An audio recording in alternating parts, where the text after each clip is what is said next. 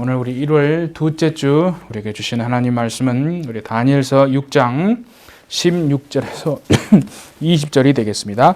왜 흔들리는 인생인가? 우리 주보 가운데를 같이 한번 보겠습니다. 이에 왕이 명령하매 다니엘을 끌어다가 사자굴에 던져 넣는지라. 왕이 다니엘에게 이르되 네가 항상 섬기는 너의 하나님이 너를 구원하시리라 하니라. 이에 돌을 굴려다가 굴 어귀를 막음에 왕이 그의 도장과 귀족들의 도장으로 봉하였으니 이는 다니엘에 대한 조치를 고치지 못하게 하려 함이었더라.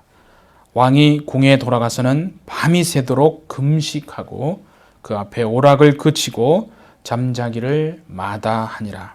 이튿날에 왕이 새벽에 일어나 급히 사자굴로 가서 다니엘이 든 굴에 가까이 이르러서 슬피 소리 질러 다니엘에게 묻되 살아계시는 하나님의 종 다니엘아, 네가 항상 섬기는 내 하나님이 사자들에게서 능히 너를 구원하셨느냐 하니라. 아멘. 우리가 2021년 이제 벌써 두 번째 주를 맞이했습니다. 제가 지난주에 이제 말씀을 드린 게 그거 아닙니까? 하나님께로 돌아가야 된다. 그런 말씀을 드렸죠. 그래서 이번 주에 이제 이 말씀을 준비하면서 하나님께 기도하기를, 하나님, 우리가 하나님께로 돌아가는 원년이 되기를 원하시는데 2021년이 하나님께로 돌아간다는 게 과연 무엇입니까? 하나님께로 우리가 돌아가기 위해서 우리의 삶에서 반드시 다시 찾아내고 다시 되돌려 놓아야 될 게 그게 있지 않겠습니까, 주님? 그게 무엇입니까? 그게 되돌려키지 않으면 말은 하나님께로 돌아간다는 멋있는 말은 하지만 실질적으로 삶에서요, 변화는 없는 거 아니겠어요? 진짜 하나님께로 돌아가기 위해서 우리의 삶을 되돌아보고 반드시 다시 세워야 할 게 분명히 있지 않겠습니까, 주님? 그게 뭡니까? 라고 이제 질문과 이렇게 기도를 하면서 있는데, 어떤 기사 내용을 이렇게 보게 됐어요. 그게 뭐냐면, 2018년에 한국에 이제 가면 이제 프로야구 팀이 있죠. SK라는 프로야구 팀이 있는데, 그 감독이 외국인 감독이에요. 그 이름이 뭐냐면 트레이 힐만이라는 감독인데요. 그 2018년도에 한국 시리즈를 우승으로 이끈 감독입니다. SK가 그때 이제 우승을 했는데요. 그 이제 기자가 인터뷰를 했어요. 그 감독과. 그래서 그 기자가 인터뷰를 한 그 내용이 참 뭐라고 했냐면, 그 독실한 기독교인이었던 감독 힐만 감독과의 인터뷰는 마치 미국에서 온 유명한 목사님을 모신 그런 자리 같았다. 그 기자가 그렇게 인터뷰에서 그렇게 쓴 거예요. 그 내용을. 그러면서 한마디 덧붙인 게 뭐라고 하냐면 그 감독의 삶이 삶과 신앙 그리고 말과 행동이 일치하는 그런 사람이었다라는 말을 했어요. 참 멋지지 않습니까? 마치 미국에서 온 유명 목사님을 모신 자리 같고 삶과 신앙과 그리고 말과 행동이 일치하는 사람이었다. 그렇게 인터뷰에서 한 내용을 이제 기록을 했는데, 스토리가 어떤 게 되냐면 이제 이런 거예요. 그 이제 해에 2018년에 시즌이 이제 거의 이제 막바지에 되어 가는 거죠. 포스트 시즌이 되기 전입니다. 그러니까 뭐라고 하냐면 그 감독이 내가 내년에는 이 팀과 감독으로서 재계약을 하지 않겠습니다라고 아주 선언을 한 거예요. 방송에다가. 왜 그러냐 이제 이유를 물었겠죠. 그랬더니 미국에 자기 새어머니가 계신데 알츠하이머로 인해서 큰 이제 고통을 받고 있다. 그래서 자기가 이 시즌이 끝나면 가서 어머니를 좀 돌봐야 되기 때문에 제가 내년에는 감독 재계약을 하지 않겠습니다. 이제 그런 얘기를 했어요. 그리고 이제 포스트 시즌이 됐죠. 그리고 어떻게 된 거냐면 포스트 시즌을 통해서 그 SK가 결국 한국 시리즈를 우승했어요. 여기 미국어로 말하면 월드 시리즈가 된 거예요. 챔피언이 된 거예요. 엄청난 거 아니에요? 여기서 월드 시리즈 우승하면 뭐 거리에 차 타고 뭐 카프레이드도 하고 뭐 굉장하죠. 예, 그렇게 이제 월드 시리즈, 한국 시리즈를 우승으로 이끌게 된 거예요. 그러면 생각해 보세요. 그러면 육체의 눈으로만 보면 그 감독의 주가가 여러분 얼마나 올라가겠어요. 그렇죠? 그 팀을 한국 시리즈로 우승으로 이끄는 감독이니까, 그죠? 뭐 여러 가지 이제 방송에 어떤 출연도 하고, 특히 이제 그죠? 감독으로 재계약을 당연히 하고자 할 것이고, 그러면 뭐 연봉이 이렇게 올라가는 것은 불보듯 뻔한 일이 아니겠습니까? 그러면 이제 우리 같으면요, 뭐 이제 갑자기 자기 주가가 올라간 거 아니에요? 그러면 어머니는 어차피 계속 아프셨고, 그러니까 내년에 내가 뭐 가도 되지 않겠어? 근데 자주 전화 드리고, 예? 이제 뭐 연봉도 올라가고 이게 지금 뭐 주가가 올라가니까 다시 생각해 볼까? 그래서 번복할 수도 있잖아요. 자기가 했던 말을. 그렇죠? 그런데 흔들림 없이 그렇게 시즌 끝나기 막바지 했던 그 말대로요. 그냥 아무 그거 없이 우승을까지 하고 난 다음에 본국으로 이렇게 돌아갔다는 거예요. 그래서 우승팀의 감독이 그 다음 해에 바뀌게 된 거는요, 한국 프로야구 40년 역사에 처음 있는 일이었다라고 그렇게 실제로 얘기가 나왔어요. 그러면서 제가 왜 이런 얘기를 하냐면, 저는 그 인터뷰 기사를 보면서 이게 제가 하나님께 기도한 것의 응답이라고 저는 확신해요. 뭐냐면, 그 감독이 인터뷰를 하면서요, 무슨 얘기를 했냐면, 자기 인생에 분명한 삶의 우선순위가 있다는 거예요. 그러면서 무슨 말이냐면, 첫째는 하나님이라는 거예요. 삶의 기준, 가장 우선순위가 되는 모든 결정을 내리는 근거는 하나님 안에서 기준을 내린다는 거죠. 그 우선순위가 첫째가 하나님이고, 둘째가 바로 가족이고, 그 다음 세 번째가 직업이라는 거예요. 그래서 제가 이거를 딱 그 기사를 보면서요, 깨달아지는 게 뭐냐면, 이게 2021년 제가 기도한 것에 대한 하나님께로 돌아가기 위해서 하나님 우리 삶에서 구체적으로 무엇을 다시 회복하고 바로 잡아야 합니까에 대한 이 응답으로 저는 확신하게 받았습니다. 그걸 보면서요, 하나님은요, 우리가 2021년에 분명한 삶의 우선순위, 기준을 다시 정립하기를 원하시는구나. 그렇게 깨달아졌습니다. 그러니까 여러분, 기독교인이 뭐냐 그러면 아까 그 기자가 얘기한 거 아니에요?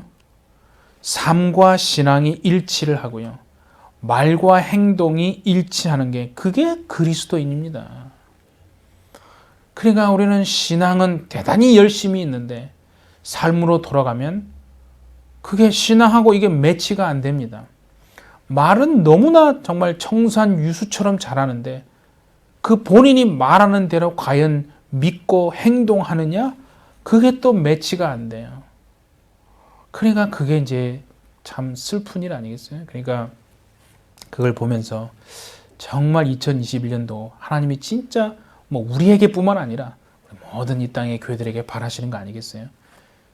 인생의 우선순위, 기준을 분명히 다시 세우는 저와 여러분 되시기를 바랍니다. 예. 그래서 여러분 잘 보세요. 우리가 신앙생활 하면서 깨달아지는 게 이 사단의 전략이 뭔가, 우리를 향한 사단의 전략은요, 뭐 다른 게 아니라 나쁜 짓 해라 이렇게 하면 우리가 넘어가겠어요? 전략은 뭐냐면요, 삶의 우선순위를 스르르 무너뜨리는 거예요. 어떤 형태로든 삶의 우선순위를 어지럽게 만들어준 거예요. 그게 사단의 전략 아니에요? 여러분, 우리가 사는 이 시대가 왜 혼란스럽고 어지러운 줄 아십니까? 그거는요, 여러 가지 이유가 있겠지만요, 하나님이라고 하는 우선순위가, 그게 우선순위가 돼야 되는데 그 우선순위가 그냥 다 어느 순간 무너져 버렸기 때문에, 하나님이라고 하는 우선순위가 무너지기 시작하니까요, 모든 게 사실은 다 무너지는 거 아니에요. 엄청난, 여러분 이게 보세요. 성경에도요, 우리 한번 데살로니가 후서 2장 우리 9절에서 12절 말씀인데 같이 한번 제가 읽어드릴게요. 보세요. 악한 자의 나타남은 사단의 활동을 따라 모든 능력과 표적과 거짓 기적과 불의의 모든 속임으로 멸망하는 자들에게 있으리니. 우리가 이렇게 참 신앙생활을 하고 또 하나님이 그렇게 해주시면 너무나 좋겠다고 생각하는 것 중에 하나가 뭐냐면, 성령이 역사하고 하나님이 역사하는 곳에서는 능력이 나타나고 표적이 나타나고 막 기적이 나타납니다. 반면에 악한 자가 사단을 따라 활동하는 곳에서는 아무런 능력도 나타나지 않고 표적도 기사도 나타나지 않으면 참 얼마나 신앙생활하기 여러분 좋겠습니까? 딱 보이잖아요. 아, 저건 성령의 역사가 아니구나. 그런데 하나님은 지금 뭐라고 하시냐십니까? 악한 자가 사단의 활동을 따라서 일하는 속에서 뭐가 나타난다고요? 능력이 나타난다는 거예요. 표적이 나타나고요. 기적이 나타난다는 거예요. 그게 안 나타나면 참 좋겠는데 미안하게도 그게 나타나기 때문에 그걸 다 따라간다는 거예요. 아, 목사님 저기 가서 보니까요. 굉장한 게 저거 진짜예요. 그래서 넘어가는 거예요. 정말 여러분 조심해야 됩니다. 보세요. 그 다음에 하나님 뭐라고 하세요? 이는 그들이 진리의 사랑을 받지 아니하여 구원함을 받지 못함이라. 이러므로 이게 무서운 거예요. 하나님이 미혹의 역사를 그들에게 보내사, 하나님이요 미혹의 역사를 하사 뭐라고 하냐면요, 거짓 것을 믿게 한다는 거예요. 진리가 아니고 전 거짓인데 너무나 참 진리처럼 와닿게 해서 탁 믿는다는 거예요. 내가 신앙생활 이렇게 했는데 이게 진짜다 이러면서 이제 그걸 확 따라가는 거예요. 목숨 이제 거는 거예요. 여러분 굉장히 무서운 겁니다. 미혹의 역사를 그들에게 보내사 거짓 것을 믿게 하시는 하나님. 그래서 보세요. 진리를 믿지 않고 불의를 좋아하는 모든 자들로 하여금 심판을 받게 하려 하십니다. 결국 그렇게 거짓 것을 참된 것으로 믿고 따르게 하는 것은요, 불의를 좋아하는 사람들로 하여금 심판받게 하시는 하나님의 방식이라는 거예요. 얼마나 여러분 이게 무섭습니까? 자, 그리고 또 보세요. 우리 디모데 전서 그 다음 구절 한번 보세요. 4장인데 1절 2절 보세요. 그러나 성령이 밝히 말씀하시기를, 성령이 말씀하시기를 뭐라고 하냐면 후일에 종말에 그런 뜻입니다. 어떤 사람들이 믿음에서 떠나 잘 믿다가 신앙생활 잘 하다가 변질이 안 되었는데, 처음에는 믿다가 말이에요, 하나님을 의지하는 것 같았는데 어느 순간 떠난다는 거예요. 믿음을 떠나고 말씀을 떠나서. 그 다음 보세요. 미혹하는 영과 귀신의 가르침을 따르리라. 이게 여러분 믿어지십니까? 아니 어떻게 저렇게 열심히 믿었던 사람인데 어떻게 이런 마지막 판에 이렇게 되어지는가? 분명히 예언의 말씀대로 다 되는 겁니다.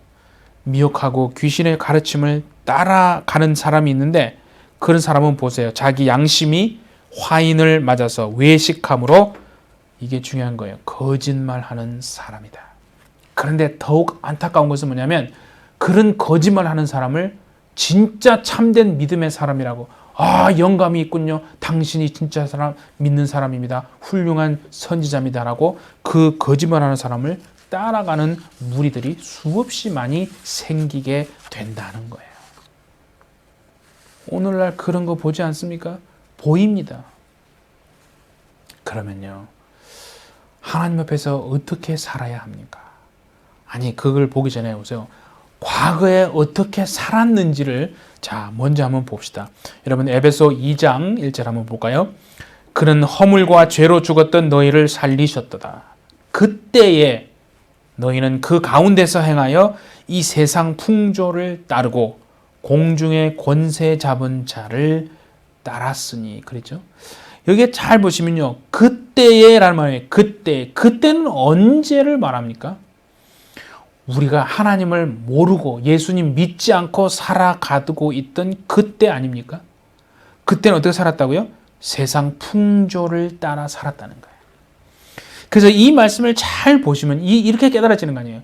중심에 하나님이 없고 십자가가 없고 예수님을 믿지 않는 인생이라면 그것은요, 그냥 당연히 세상의 풍조를 따르면서 흔들리고 그렇게 살아갈 수밖에 없는 운명이다 하는 거예요.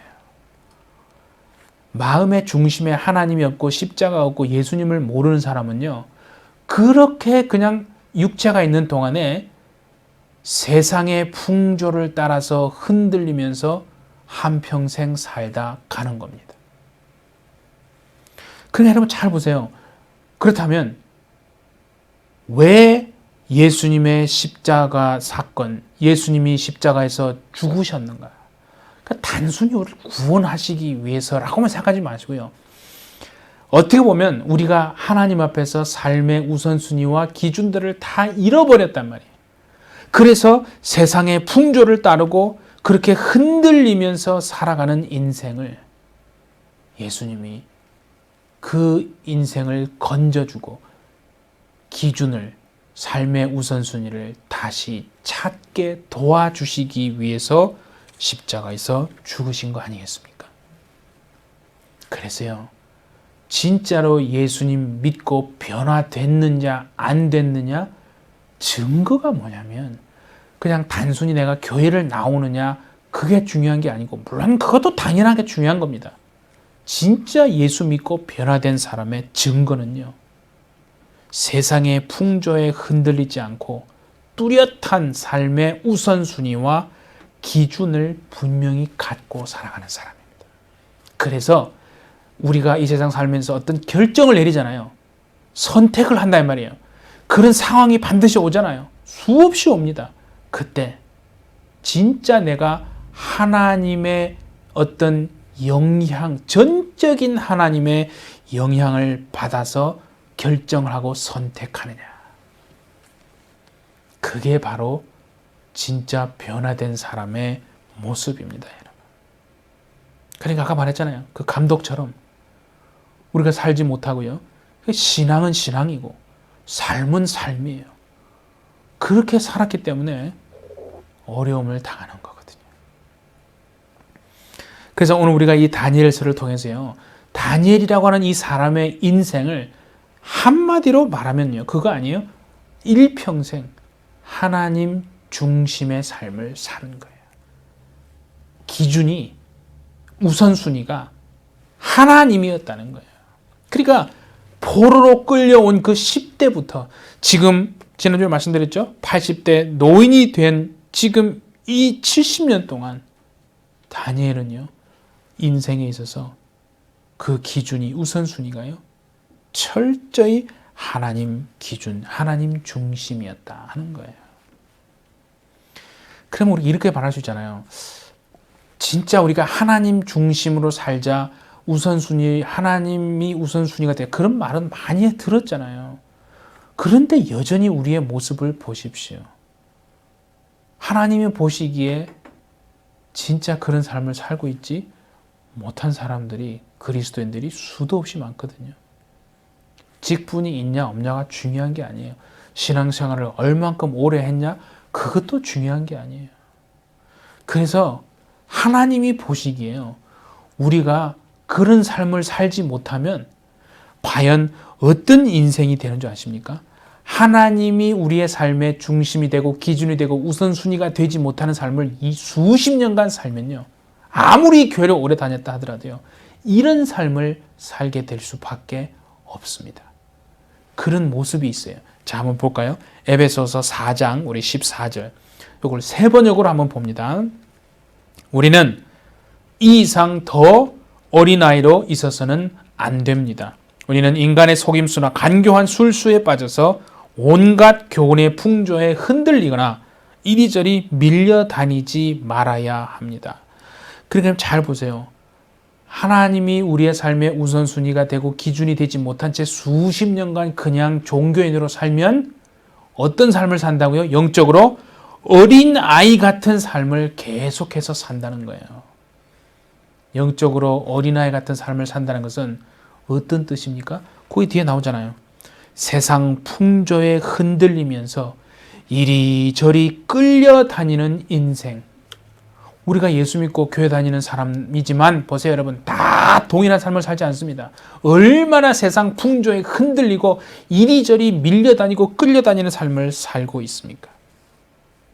그러니까 이 말 들으면 이 말이 맞는 것 같고 저것도 맞는 것 같고 이 말에 흔들리고 저 말에 흔들리고, 그 원인은요, 기준이 없기 때문에 보면 하나님이 우리의 삶의 우선순위가 되지 않고 기준이 되지 않은 채 그냥 교리적으로만 종교인으로 수십 년을 살아왔기 때문입니다. 그거를요, 바꾸라고 지금 하나님이 말씀하시는 거예요. 그래서 제가 기도했다고 그랬잖아요. 2021년이 어떻게 되어집니까? 하나님께로 돌아오라. 하나님께로 돌아가고 싶은데 어떻게 해야 됩니까? 오늘 그 말씀에 대한 기도에 대한 응답이에요. 삶의 기준, 내가 살아가면서 어떤 선택을 하고 결정을 하는데 그 기준과 우선순위가 과연 나는 무엇인가? 무엇에 따라서 나는 지금까지 움직여 왔는가? 진짜 여러분, 하나님의 생각과 그 뜻대로 말씀 속에서 하나님의 전적인 영향을 받고 선택하시고 결정하며 살아왔는지, 아니면 신앙은 신앙이고 결국은 여러분 어떤 물질이 항상 선택과 결정의 기준이 된 채 살아온 것은 아닙니까? 그러니까 하나님께로 그 부분은 돌아가지 못하고 살아왔던 겁니다. 그러면요, 우리가 2021년 하나님이 기준이 되고 하나님의 우선순위가 되기 원하시는데, 그러면 구체적으로 어떤 기준의 삶을 살아야 합니까? 라고 하는데요, 두 가지를 하나님이 떠오르게 하십니다. 단어가 뭐냐면, 하나는 임마누엘, 두 번째 단어는 바로 코람데오입니다. 임마누엘, 코람데오, 코람데오, 임마누엘. 다 뜻은 아시죠? 임마누엘은 뭐냐면 하나님이 나와 함께 하신다는 뜻이고, 코람데오는 뭐냐면 in the presence of God, 하나님 앞에서라는 뜻이에요. 그러니까 그거를 잘 한번 합쳐보는 거 아니에요? 내 인생에 하나님이 지금 나와 함께 하시니까 내가 하나님 앞에서 어떤 선택을 하고 결정을 내리는 데 있어서 전적으로 하나님의 영향을 받고 하나님의 뜻을 따라 그렇게 선택하고 결정을 내리는 인생, 그것이 진짜 하나님이 기준이 되고 우선순위가 되는 인생인 줄 믿습니다. 2021년도에요, 그렇게 바뀌어야 된다는 거예요. 지금까지 물질이 내 삶의 기준이 되고 항상 어떤 결정 내릴 때 물질의 기준에 따라서 우선순위가 되어 왔다면요, 2021년도는 그게 아니라 내 결정을 하고 선택하는 데 있어서 하나님이 전적으로 하나님의 그런 영향을 내가 받고 그렇게 선택하고 결정하는 인생으로 바뀌어지시는 정말 2021년이 되어지기를 예수님의 이름으로 축복합니다, 여러분. 네, 굉장히 중요한 거 아니에요? 그러면요, 이렇게 한번 생각해 봅시다. 왜 그렇게 꼭 살아야 하는가? 왜 임마누엘, 코람데오, 하나님 앞에서 하나님이 나와 함께 하시니까 그 내가 선택하고 결정하는 모든 것이 하나님의 전적인 영향을 받게, 그렇게 내가 선택하고 결정하는 삶을 왜 그렇게 굳이 살아야 합니까? 라고 물을 수 있잖아요. 자, 여러분, 다니엘서 6장 10절 자 한번 볼까요? 다니엘이 이 조서에 왕의 도장이 찍힌 것을 알고도 자기 집에 돌아가서는 윗방에 올라가 예루살렘으로 향한 창문을 열고 전에 하던 대로 하루 3번씩 무릎을 꿇고 기도하며, 거기에 지금 보시면요, 상황을 보시면 사람들이 지금 음모를 꾸며가지고 다니엘을 지금 죽이려고 하는 상황 아니에요. 그러니까 다니엘 입장에서 보면 그 음모 때문에 지금 죽임을 당하기 직전인 상황이에요. 그런데도 불구하고요, 다니엘은 인간적인 어떤 해법을 찾거나 동원하지 않고요, 그냥 늘 하던 대로 하나님께 기도로 나아가서 한결같은 삶의 모습을 보여준다는 거예요. 한결같은 삶, 바로 그 삶을 지금 하나님이 우리에게 원하시는 삶 아니에요.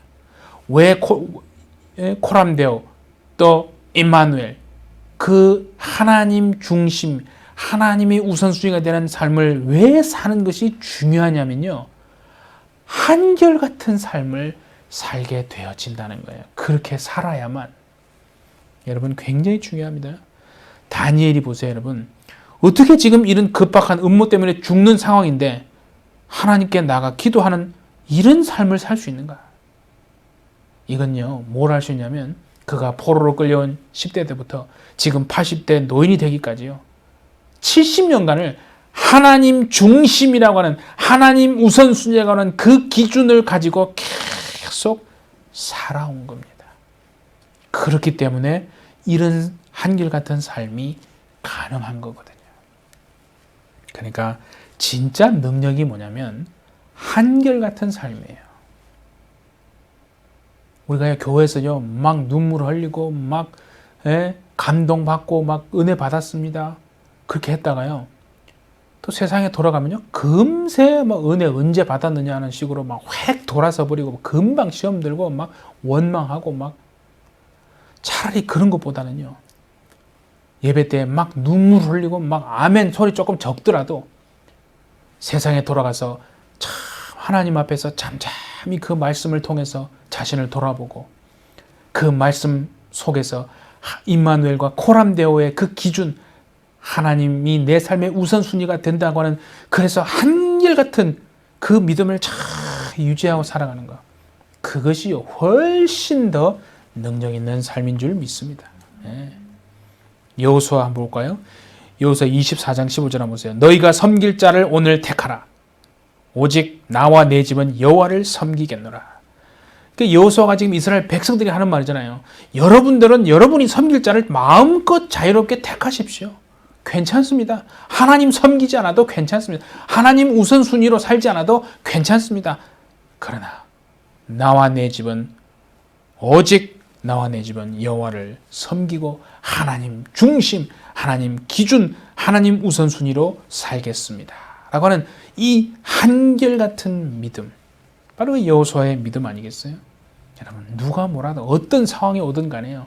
세상에 휘둘리고 이 말도 맞는 것 같고 저 말도 맞는 것 같고 정말 그렇게 흔들림 있는 삶이 아니라 하나님 안에 뿌리를 내리고 우선순위, 기준, 하나님이 기준이 되시는 삶이 되셔서 진짜 믿음 있는 사람으로 살아내시는 2021년이 되시기를 바랍니다.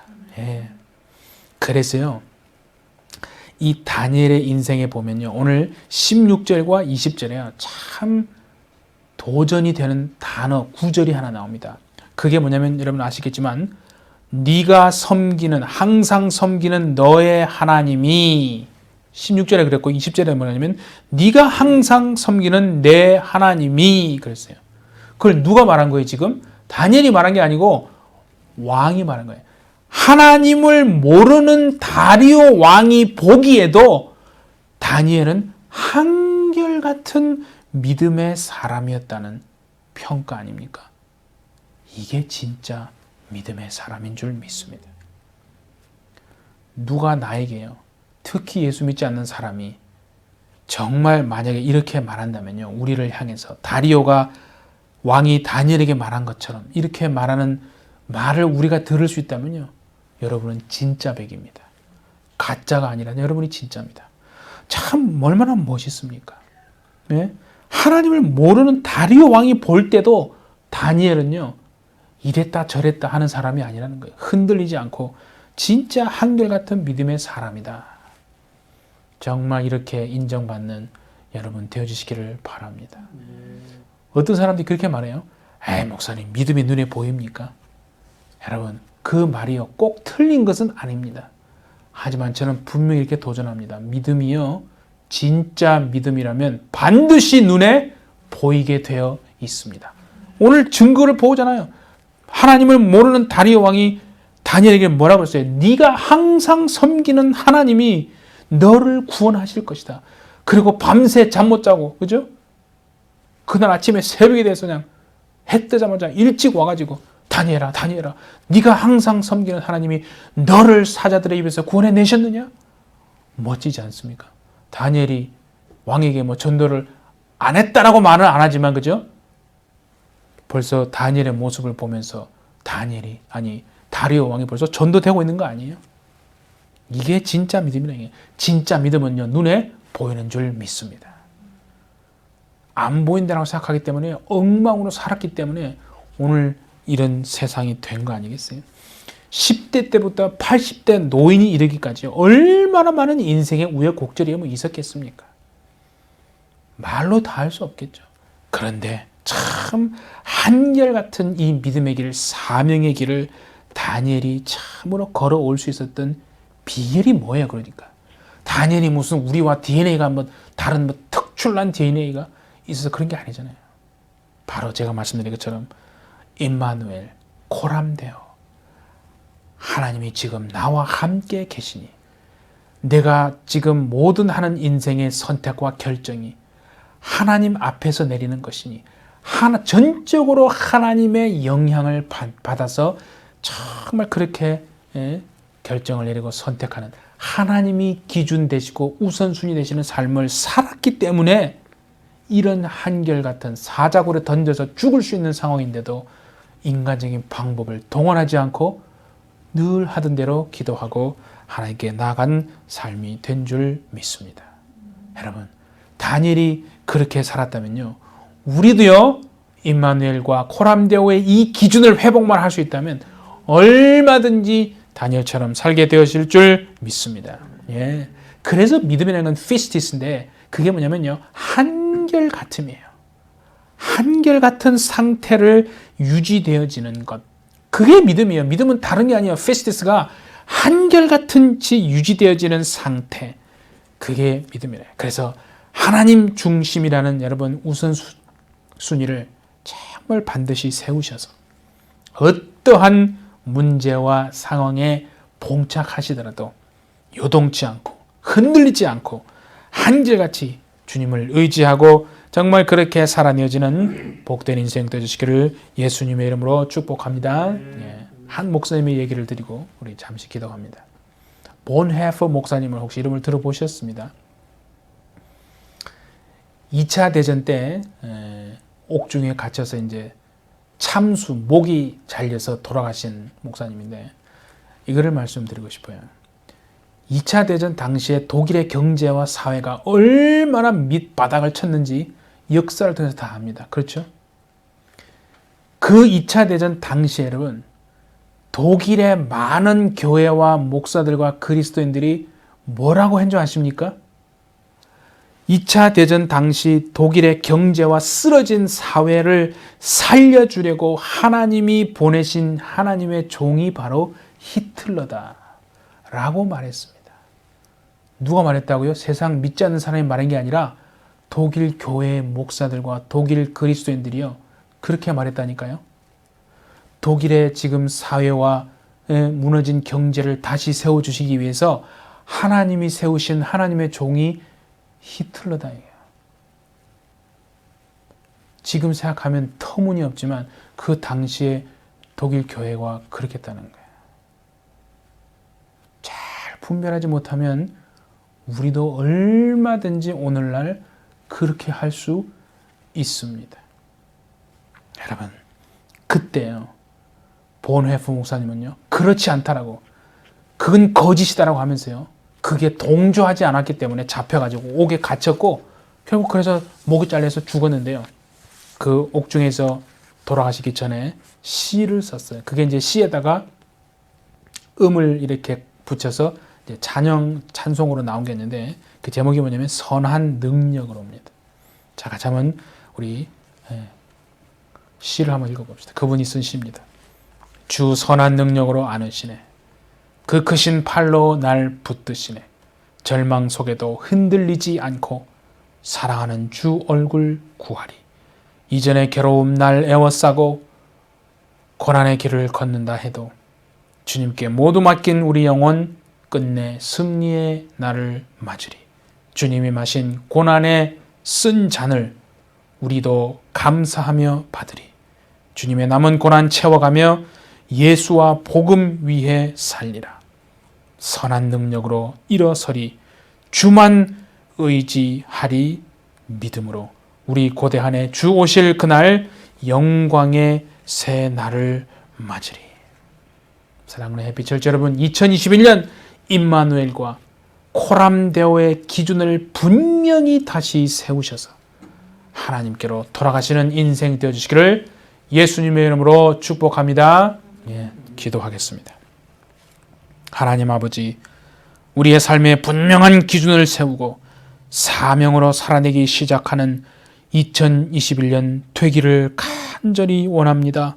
고난이 찾아올 때에도 우리 앞에 세워진 분명한 하나님의 뜻과 기준을 붙잡고 한결같은 모습으로 살아내어서 우리의 삶의 기준이 되시는, 그래서 임마누엘과 코람데오의 기준을 다시 한번 세워서 하나님 앞에서 부끄럽지 않는 인생 되게 하여 주옵소서.